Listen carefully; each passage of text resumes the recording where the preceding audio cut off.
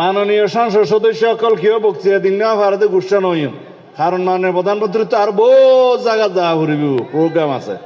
আইও কথা নহইতেও চাইলাম তে হদে তুমি সিটাঙ্গে মানুষ দুই নহইলে তুই তারা গুসু একতার লাই এডে পর্যটন স্পট কোয়াকা হরার পর্যটন স্পটও কি দেন না লবণের ন্যায্য মূল্য পাওয়া শুরু করছে। ইনশাআল্লাহ মাননীয় প্রধানমন্ত্রী অচিরেই ঘোষণা করিব ন্যূনতম দাম ৮০ হলো ৭০ পাইব আন্দাজ করি তেজ মানলা।